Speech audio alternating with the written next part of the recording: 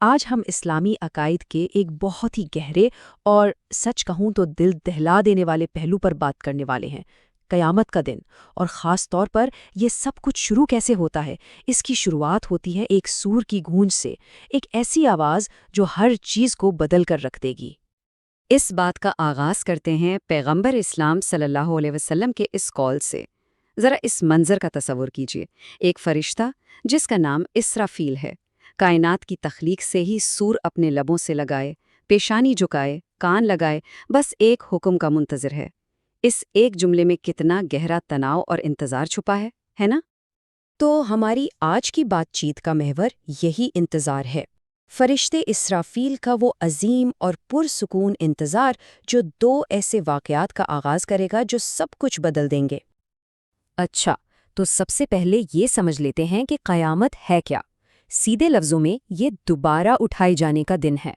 اس کی شروعات ایک کان پھاڑ دینے والی سور کی آواز سے ہوگی، جس سے ہر طرف موت اور تباہی پھیل جائے گی، اور پھر اسی کے بعد تمام مخلوق کو دوبارہ زندگی ملے گی۔ اس پورے تصور کو سمجھنے کے لیے دو بنیادی آوازوں میں فرق کرنا بہت ضروری ہے۔ پہلی ہے نفخۃ الصاق، یعنی ہلاکت کی پھونک۔ یہ وہ آواز ہے جو ہر جاندار چیز کو موت کی نیند سلا دے گی۔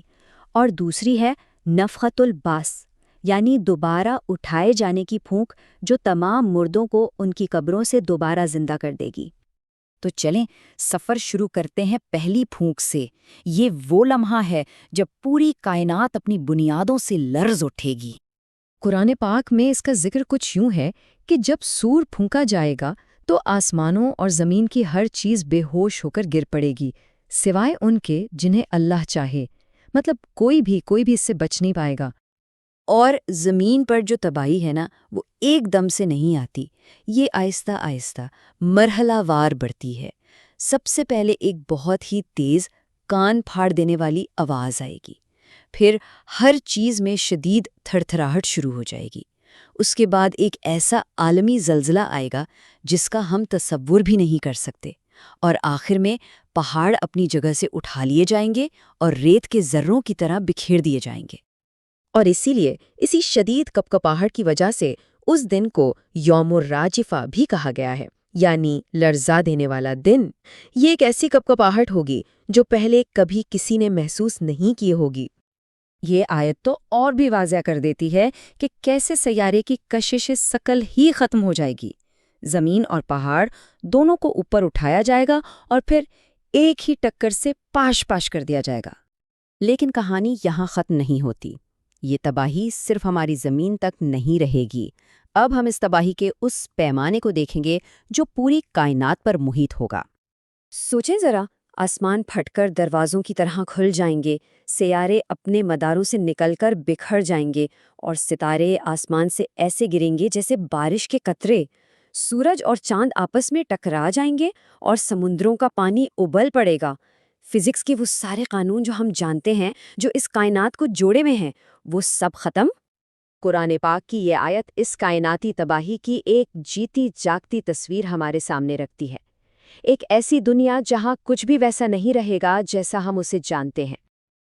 اچھا، جب یہ ساری مادی تباہی ہو چکی ہوگی تو پھر کیا ہوگا؟ شور اور ہنگامے کے بعد ایک گہری مکمل خاموشی چھا جائے گی۔ یہاں ایک بہت اہم بات سمجھنے والی ہے۔ ایک آیت ہے، ہر جان کو موت کا ذائقہ چکھنا ہے، اور یہ صرف انسانوں یا جانوروں کے لیے نہیں ہے، یہ ہر مخلوق پر لاگو ہوتی ہے، یہاں تک کہ فرشتوں پر بھی۔ کوئی بھی اس سے مستثنا نہیں۔ اور پھر آخری لمحات کا آغاز ہوتا ہے۔ ایک ایک کر کے سب ختم، تمام مخلوقات فنا ہو جاتی ہیں۔ پھر بڑے بڑے فرشتے، جبرائیل، میکائیل، یہاں تک کہ خود اسرافیل بھی، سب کو موت آ جائے گی۔ اور آخر میں موت کے فرشتے اسرائیل کو حکم دیا جائے گا کہ وہ اپنی روح قبض کر لے، اور پھر صرف اور صرف اللہ کی ذات باقی رہ جائے گی۔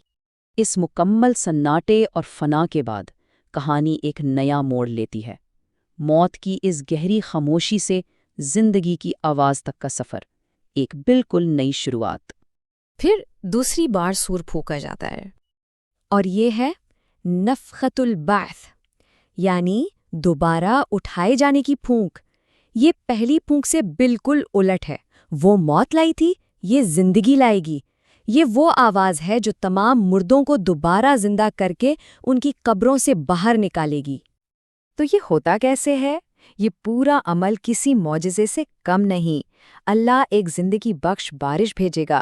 اس بارش سے جسم انسان کی ریڑھ کی ہڈی کے آخری حصے یعنی دمچی کی ہڈی سے دوبارہ اگنا شروع ہوں گے، اور پھر تمام روحیں اپنے رب کے سامنے پیش ہونے کے لیے اپنی قبروں سے نکل کھڑی ہوں گی۔ اور قرآن پاک اس لمحے کو بہت خوبصورتی سے بیان کرتا ہے کہ جب سور پھونکا جائے گا تو دیکھو وہ اپنی قبروں سے اپنے رب کی طرف تیزی سے دوڑ پڑیں گے۔ تو اس عظیم تباہی اور پھر اس معجزاتی طور پر دوبارہ زندہ ہونے کے بعد جب ساری انسانیت ایک بار پھر اپنے پیروں پر کھڑی ہوگی تو آگے کیا ہوگا؟